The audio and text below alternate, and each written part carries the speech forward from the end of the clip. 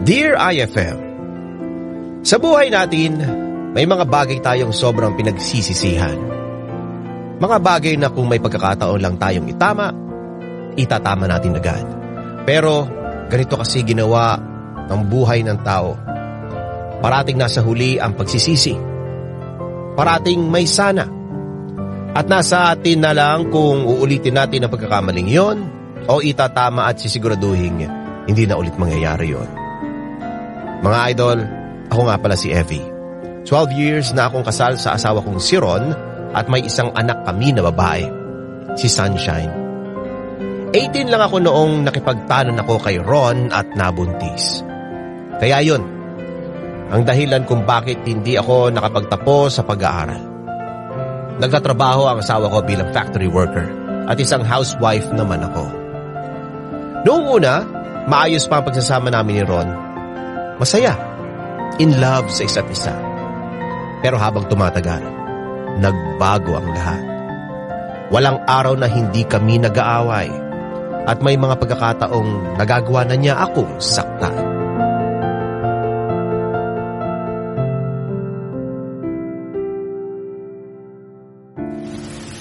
Ma, ang dami niyo namang binili. Pang isang buwan na namin to Nakakahiya naman po. Anak, hayaan mo na ako. Tsaka talagang sinadya kong damihan para hindi ka nagagastos sa pag-grocery. Ma, kaya naman namin ni Ron to Hindi ko na po kailangan gawin to. Kailangan. Alam ko naman na ikaw ang kumakayod sa inyong mag-asawa at ayokong nakikita kang nahihirapan. Sige na nga. Thank you, Ma. Ako na ang mag-aayos ng mga to. Napansin ko pala na medyo hindi na maganda tong sahig nyo. Kaya ito, binilhan na rin kita ng Star Wax Floor Wax para kintabay to the max. Thank you, Ma. Akin na po yan. Oh, ito. Anak, ano to? Po, ang alin po? Yang pasa mo sa braso, saan galing yan? Ano lang po to, nabangga lang po ako sa pader. Napalakas kaya nagkapasa. Mukhang hindi naman galing sa pader yung pasa mo Umamin ka nga ha? Sa asawa mo ba galing yan? Away mag-asawa lang po. Parang dumadalas na yung away mag-asawa na yan Palala ng palala, baka sa susunod na dalaw ko dito, naka-wheelchair ka na. Mama naman. Hanggang kailan ka magtitiis ng ganito, anak? Hindi kita pinalaki at inalagaan ng ilang taon para bugbugin ng kung sinong lalaki. Hindi ganito ang pinangarap ko sa iyong buhay. Ma, ayos lang po ako. Paano naging maayos yan? Sige nga. Kada punta ko rito, parati kang may sugat o pasa. Tapos hindi man lang ako hinaharap ng asawa mo. Palibhasa, alam niyang malalagot siya sa akin kapag nagpakita siya. Ma, tama na po. Okay lang po talaga ako. Tsaka nag-e-effort naman si Ron na maging mabuting ama at asawa sa amin ni Sunshine Effort? Anak, nasaan? Alin dito yung effort ha? Ni walang laman niyang ref nyo. Eka nga, kailan ba kayo huling nag-grocery ha? Sige nga. Huwag mo sabihin pumapasok ang apo ko sa eskwelahan na wala kayong binibigay na baon. Hindi naman po, Ma. Pagdating naman po kay Sunshine, okay naman po si Ron Siyempre, anak ngayon Anak, alam ko na parati kong sinasabi na dapat mong alagaan ang pamilya mo. Pero hindi mo ba naiisip na iwan niyang asawa mo? Kasi kung nahihirapan ka na nakikita ko naman iwan mo na. Huwag kang matakot dahil nandito naman ako anak Ako ang bahala sa inyo ni Sunshine. Ma, hanggat kaya ko pong magtitiis po ako. Hanggang kailan? Kapag nandilim na ang paningin ng asawa mo at may hindi maganda ginawa sa'yo? Diyos ko naman anak, bawasan mo naman yung pagiging tanga mo. Kawawa naman yung apo ko. Nakikita niya kung paano tratuhin ng tatay niya yung nanay niya. Gusto mo bang dyan lumaki yung anak mo, ha? Na para mabuo ang pamilya, kailangan magpakatanga ang babae. Hindi naman po siguro, Nay. Evie, sa lahat ng desisyon na gagawin mo, dapat parati mong iniisip ang kapakanan ni Sunshine. Dahil kung ano man ang gagawin mo, makakaapekto yun sa anak mo. Kaya nakikiusap ako sa'yo. Iwan mo na si Ron. Alang-ala na lang kay Sunshine,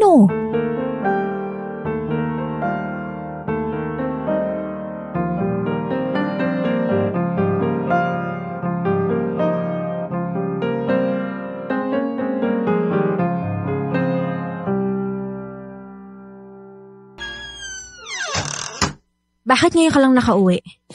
Pagka-alas 2 na ng madaling araw Ano naman pakialam mo? Saan ka na naman ba nagpunta? Kanina ka pa natapos sa trabaho mo At saka, nakainom ka ba? Pwedeng tumigil ka na sa kakasalita?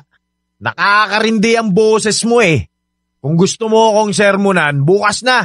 Kapag hindi na masakit ang ulo ko. Ano ba kasing problema mo? Uuwi ka rito ng lasing at mainit ang ulo. Hindi ka na nga nakikita ng anak mo Hindi ka ba talaga titigil? Bakit ka ba nagagalit? Nagtatanong lang naman ako Ayan. Yan ang sagot ko. Sinabi ko na masakit ang ulo ko. Sasabayan mo pa ng kakadada mo dyan. Di ba pwede na kahit minsan manahimik ka pag darating ako? O ano? Tapos ngayon, iiyak-iyak ka. Alam mo, kasalanan mo rin kung bakit ka nasasaktan Sa susunod, matuto kang itikom yung bibig mo nang hindi ka nasasaktan. Buwisit ka talaga kahit kailan.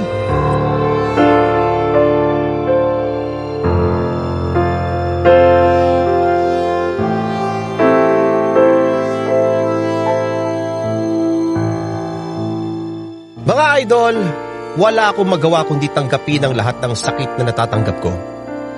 Nakatatak kasi sa isip ko na hindi ko kakayanin mag-isa kung iiwan ko si Ron. Pero sabi ko, hindi ko pwedeng hayaan na lang ang lahat. Natatakot kasi ako na baka isang araw, hindi niya makontrol ang sarili niya at mawalan ng nanay ang anak ko. Kaya kahit takot na takot ako, nagdesisyon akong iwan na sa wakas ang asawa ko.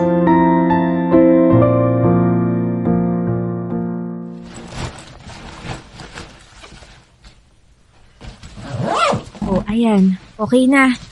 Nakaayos na ba ang mga gamit mo? Kanina pa po, Mama. Okay na po ako.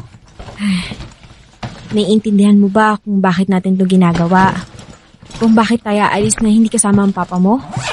Opo, kasi sinasaktan ka po ni Papa.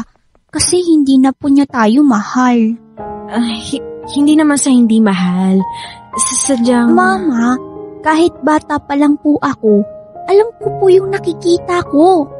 Ayoko na pong makitang sinasaktan po kayo ni Papa. Ayoko na pong umiiyak kayo. Pasensya ka na anak kung nakikita mo yung mga ganun yung ginagawa ng papa mo sa akin. Pero huwag ka mag-alala. Hindi na yun mangyayari ngayon. Aalis na tayo, ha? Sige po, Mama. Oh, halika na. Kunin mo na yung bag mo. Hinihintay na tayo ng lola mo sa kanto.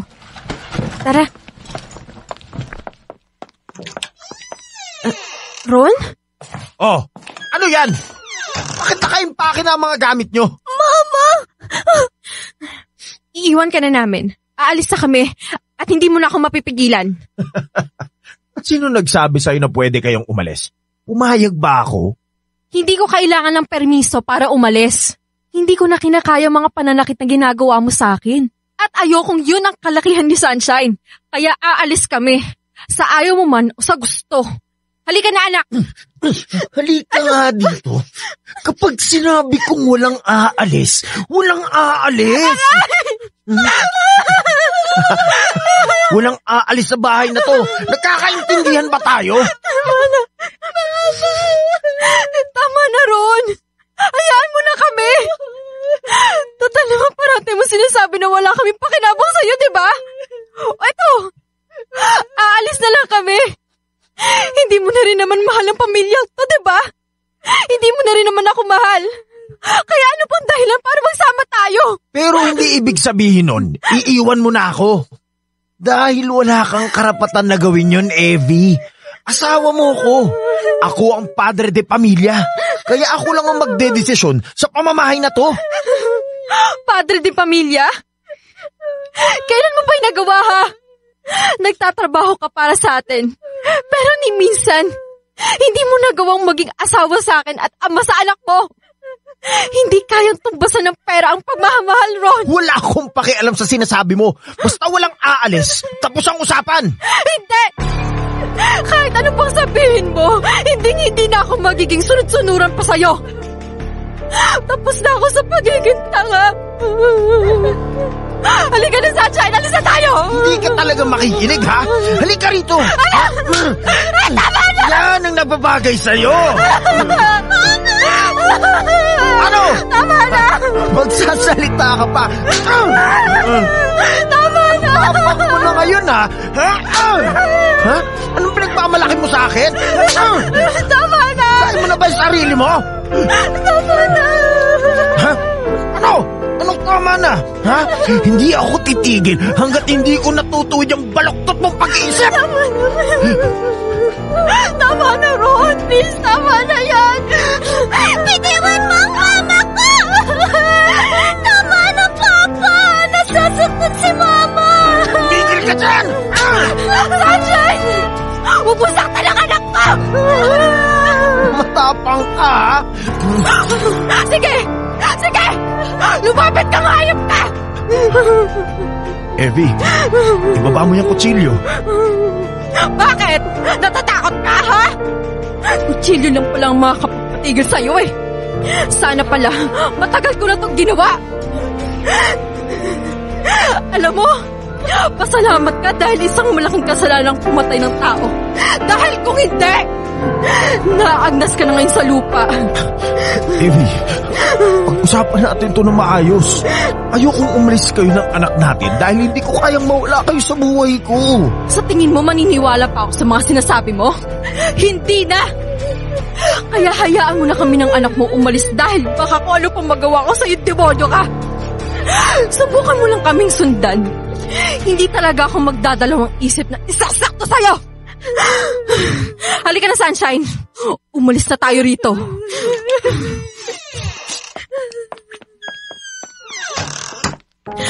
Ayos ka lang ba, anak? Nasaktan ka ba?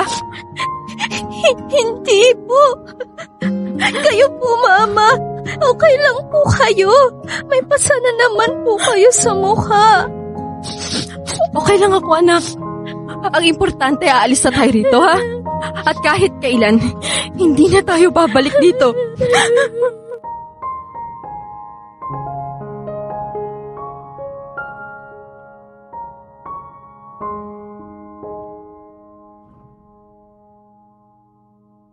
Mga idol, nang gabing ding yon, kaagad kaming pumunta sa mama ko. Pasalamat na lang ako dahil may pamilya pa akong pwedeng uwian.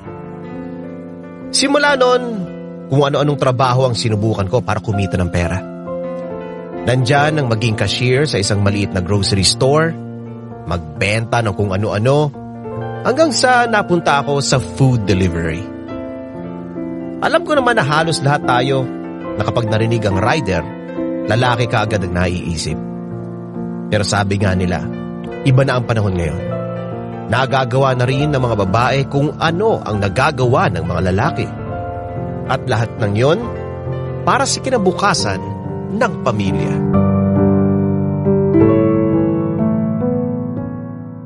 Ano ka ba naman, Evie? Bakit pumayag ka makipagkita sa damuho na yon? Huwag mo sabihing makikipagbalikan ka. Sinasabi ko sa yung bata ka, Diyos ko naman. Ma, pwedeng kalma lang po. Hindi naman porket makikipagkita ako kay Ron, makikipagbalikan na ako. Relax.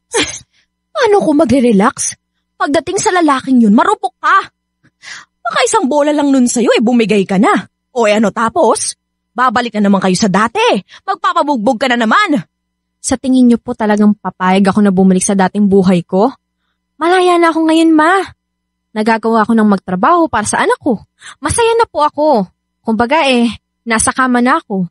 Bakit pa ako babalik sa papag? Pinapaalala ko lang sa'yo. Kung bakit ba naman pumayag ka pa? Nakabahan talaga ako sa ginagawa mo Hindi ko naman po siya maiiwasan habang buhay, Ma. Kaya mas maganda kung makapag-usap kami ng maayos ngayon. Wag po kayo mag-alala. Nakapadlock na tong puso ko. Lalong-lalo na yung baba. Sarado na yan. No entry kahit kanino. Mabuti naman kung ganun. Mama? Anak, bakit nandito ka? Tapos ka na ba sa mga assignment mo? Makikipagkita po ba kayo ulit kay Papa? Oo Bakit? Gusto mo bang sumama? Okay lang naman. Evie, seryoso ka ba? Dadalhin mo talaga tong anak mo? Kahit balibalik na rin man natin ang mundo, anak pa rin ni Ron si Sunshine. Tsaka, kung gusto lang naman ng bata hindi naman po ako namimilit. Gusto mo bang sumama kay mama? Ayoko po. Oh, bakit naman? Kasi bad siyang papa. Ayoko po sa kanya, mama. Di ba sabi niyo po, hindi na po tayo babalik sa kanya? Ayoko na po sa bahay natin. Dito na lang po tayo kay Lola. Huwag ka mag-alala, anak. Hindi ko naman nakakalimutan yung sinabi ko sa'yo nun Bakit po kayo makikipagkita sa kanya? Kasi, kailangan lang naman namin mag-usap ng papa mo. Pero hindi ibig sabihin nun, babalik na tayo sa kanya. Dito lang tayo kay Lola, ha? Sige po.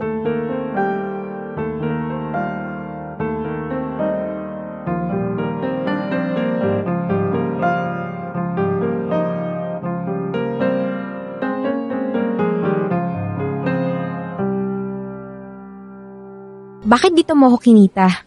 Medyo may kamahalan dito Dahil kaya ko nang kumain sa mga ganito. Naging maayos kasi ang takbo ng buy and sell na negosyo ko Edi congrats. Bakit hindi mo pala sinama si Sunshine? Diba sabi ko isama mo? Matagal ko nang hindi nakikita kaya yung anak ko. Ayaw sumama ng bata. Ayaw sumama o ayaw mong isama? Ayaw niyang sumama. Tinanong ko siya kung gusto niya sumama. Ayaw daw niya. Anong gusto mo, pilitin ko? Hindi naman pwede yun. May sarili ng isip si Sunshine. Nilalayo mo ang anak ko sa akin. Baka nakakalimutan mo. Ako pa rin ang ama ni Sunshine. May karapatan ako sa kanya. Tungkol pala dyan, inalisan na kita ng karapatan sa anak ko. Wala kang karapatan na gawin yan. Meron. Ako ang nanay Sa akin sumama si Sunshine. At sa dami ng ginawa mo sa akin, siguro naman, alam mo na wala kang karapatan na magreklamo. Dahil kung hindi, pwede kitang ireklamo at pwede kang makulong. Yun ba gusto mo? Matapang ka na ngayon Ano bang pinagmamalaki mo? Wala naman, di ba? Hindi mo kayang buhayin ang anak natin. Ako lang may kakayahang gumawa nun. Diyan ka nagkakamali, Ron. Kaya ko. May trabaho na ako ngayon. At kahit mahirap, nagagawa kong igapang kinabukasan ni Sunshine. Hindi ka namin kailangan. At ano naman trabaho yan? Food rider? Food rider lang? Panlalaki yun, Evie. Di para sa babae yun. Ano naman ngayon? Kaya ko yun dahil nanay ako. Kahit nga mag-construction ako, okay lang Basta magkaroon lang ako ng pera. At isa pa, wala kang karapatan na maliitin ang trabaho ko. Dahil parehas lang tayong kumakayod. Nagtatrabaho para magkapera. Pero mas malaki ang kinikita ko kaysa sayo, Evie. Pero mas kaya kong magpakaama kaysa sayo. Kung nakipagkita ka lang din para maliitin ang trabaho ko, para magyabang sa mga pera mo ngayon, nag-aaksaya lang pala ako ng oras. Evie, bumalik na kayo sa bahay. Hindi na ako babalik sa impyernong yun. Kaya kong buhayin ng anak ko. Bahala ka na sa buhay mo at bahala na ako sa buhay naming mag-ina. Kaya sana, ito na ang huling pagkikita nating dalawa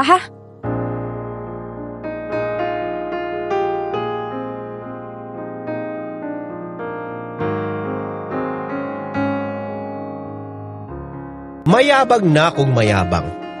Pero gusto kong patunayan kay Ron na hindi ko siya kailangan para buhayin si Sunshine. Mahirap pero alam kong kaya ko. Kasi nanay ako. Siguro ay iba sa inyo na sasabihin na dapat hayaan ko si Ron na magbigay ng sustento sa bata. Nahayaan ko siyang magpakaama sa anak namin. Pero mga idol, natatakot kasi ako. Natatakot ako na baka magawa rin niyang saktan si Sunshine na siyang pinakaayokong mangyari. Kaya hanggat maaari, inilalayo ko ang anak ko sa posibilidad na yun.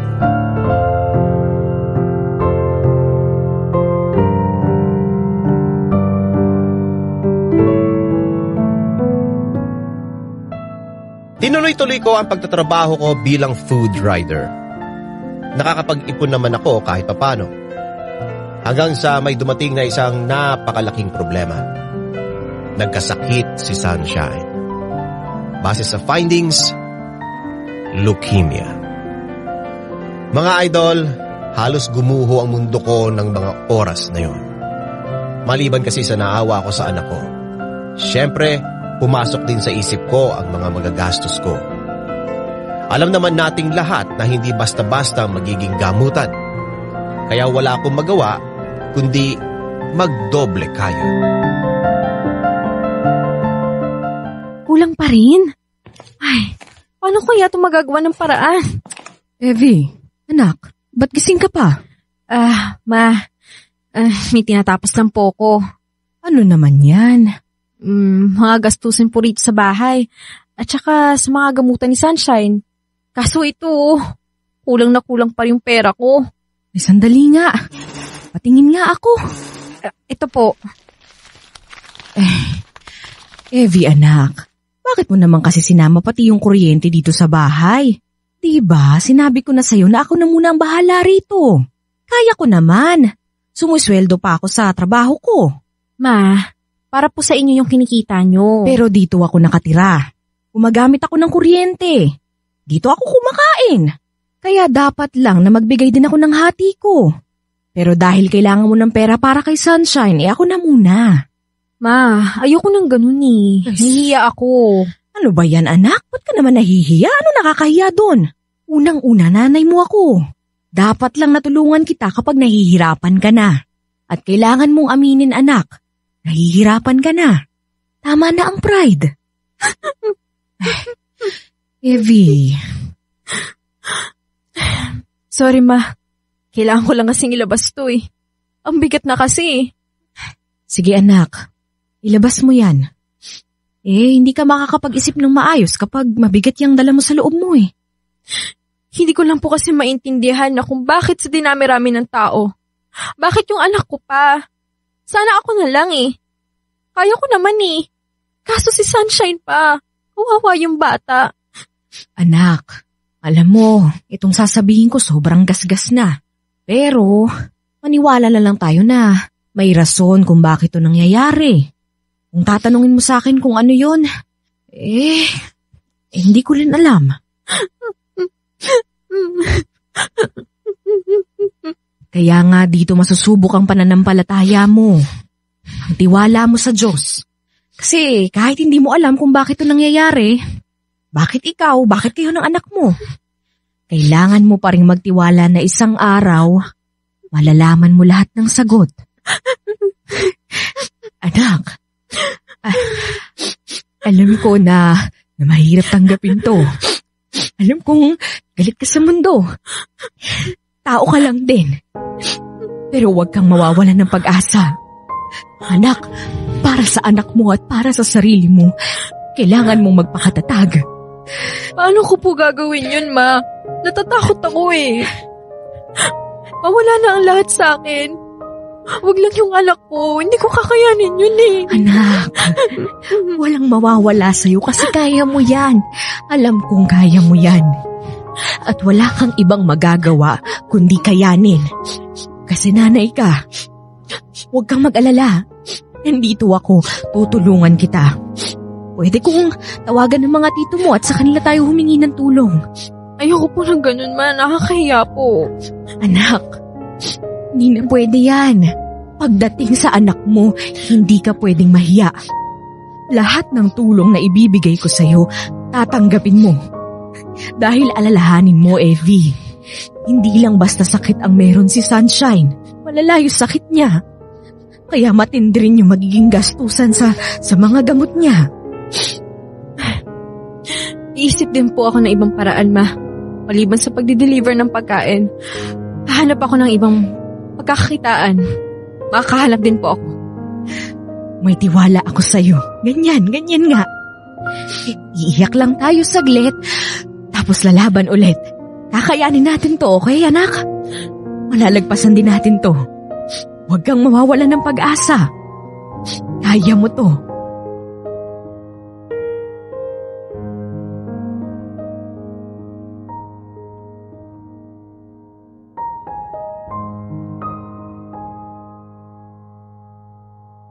Maliban sa food delivery, bumalik ako sa pagbebenta ng mga kung ano-ano. Pinagsabay ko ang dalawang yon para doble ang kikitain ko. Pasalamat na lang din ako dahil marami ang tumulong sa amin sa gastusin. Lumaki ang mga utang namin. Pero ayos lang. Basta ang importante, gumaling ang anak ko.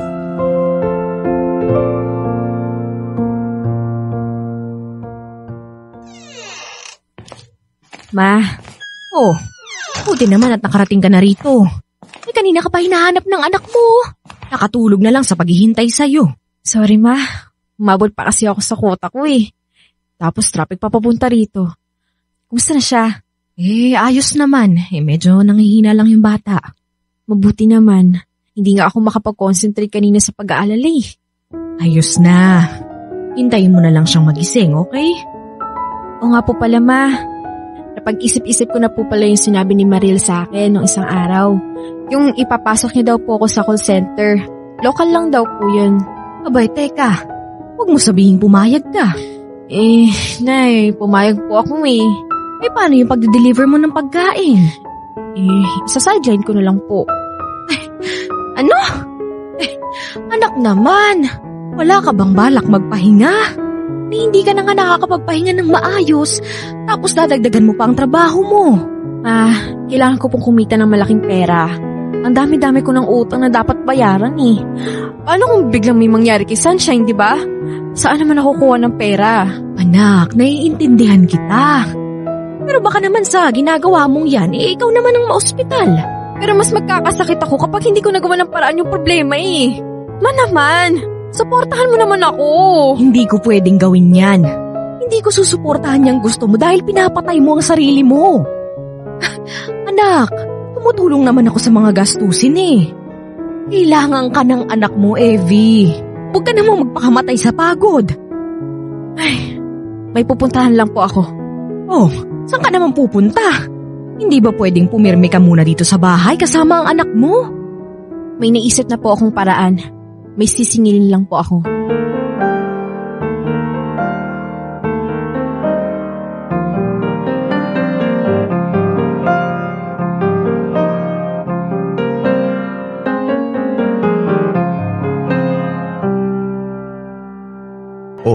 Naligo kaya ata rito sa teritoryo ko. Ano meron? May sakit ang anak mo. Leukemia. Ba't ngayon mo lang sinabi yan sa akin? Dahil kailangan ka na niya. Nahihirapan na ako sa mga gastusin. Kaya bilang ama niya, may responsibilidad ka sa anak mo. Di ba nung huli tayong nagkita? Di ba sabi mo, tinatanggalan mo na ako ng karapatan sa bata? Bakit lumalapit ka sa akin ngayon? Ano? Nawala ang yabang mo at kailangan mo na ako. Lilinawin ko lang Anak mo ang may kailangan sa'yo, hindi ako. Wala ka mang karapatan sa kanya, pero may responsibilidad ka pa rin. Gawan mo yan ng paraan. Labas na ako dyan, Evie. Seryoso ka? Lahat ba ng langis dito sa talyer mo na singhot mo at napunta dyan sa utak mo? Anak mo ang pinag-uusapan natin dito. Hindi kung sino lang. Ikaw ang nanay, di ba? Ikaw ang umalis. Ikaw ang nagsabi na wala na akong karapatan kay Sunshine. E di ikaw na rin ang gumawa ng paraan para mabuhay siya. Sabi ko na nga ba wala rin akong mapapala sa'yo. Kailan ka ba nagkaroon ng kwenta sa buhay ko? Alam mo, pasalamat ka at binigyan mo ako ng anak. Dahil kung hindi, sasabihin ko sana hindi na lang kita nakilala. Na sana, hindi ako nagpakatanga sa'yo. Oo na. Sige na, dami mo sinasabi. Bibigay na ako. Magkano ba kailangan mo? Huwag na pala. Hindi nga pala kita kailangan. Mahirap na. Baka magkaroon pa kami ng utang na loob sa'yo ng anak ko. Sa'yo na yung pera mo.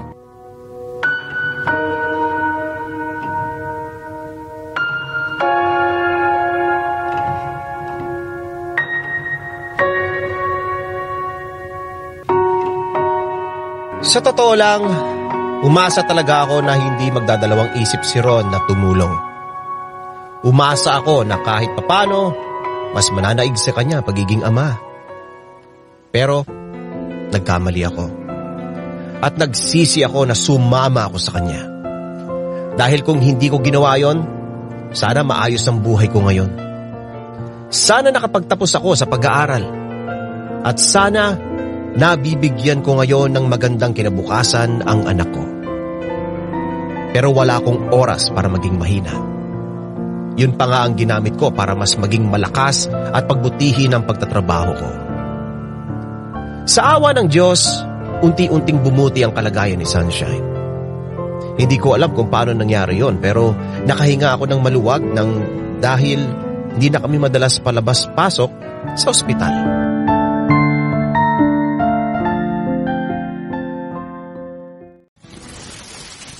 Ang dami po natin ng pamilya ngayon.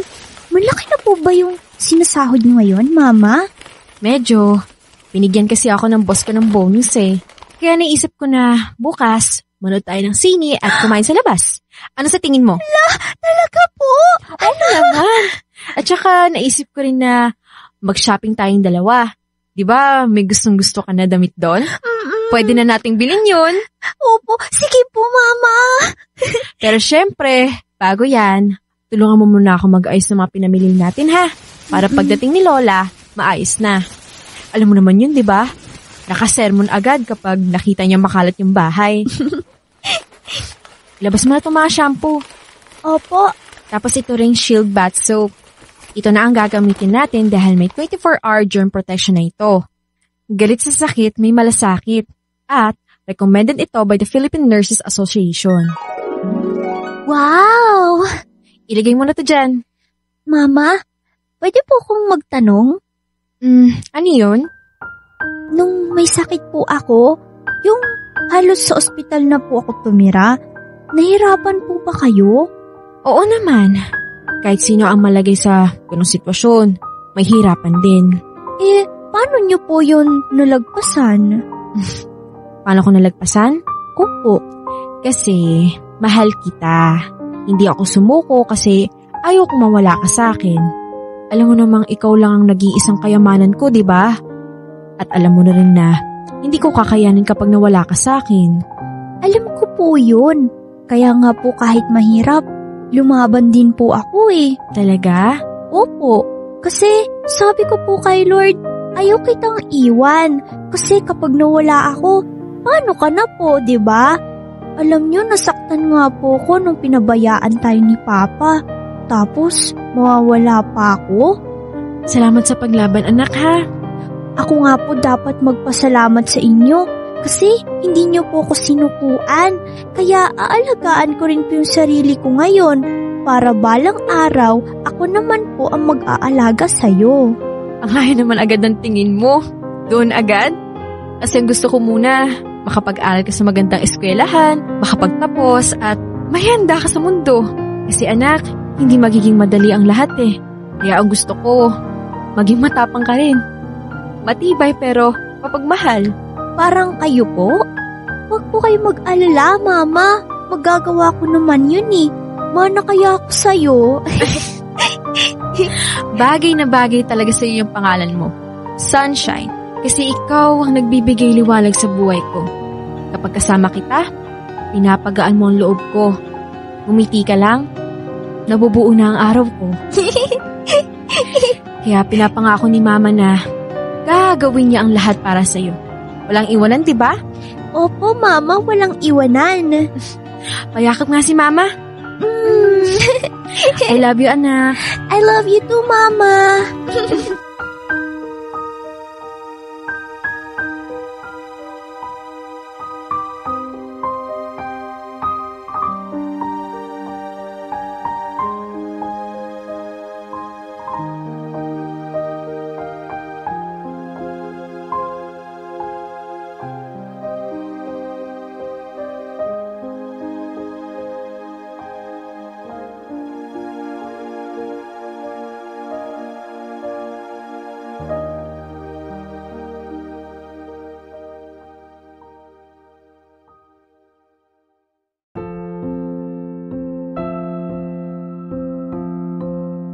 Tulad nga ng parati kong sinasabi, hindi man ako sinuwerte sa napangasawa.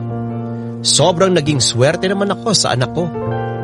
At nagpapasalamat ako ng sobra. Sa ngayon, maayos naman kami ng anak ko. Tulad pa rin ng dati, ginagawa ko ang lahat para mabigyan ng magandang kinabukasan si Sunshine. Mga idol, maraming salamat sa pagbibigay sa akin ng pagkakataon na maibahagi ang kwento ko bilang isang ina. Ina na gagawin ang kahit na ano, mabuhay at mapasaya ang anak. Nagpapasalamat, Evie.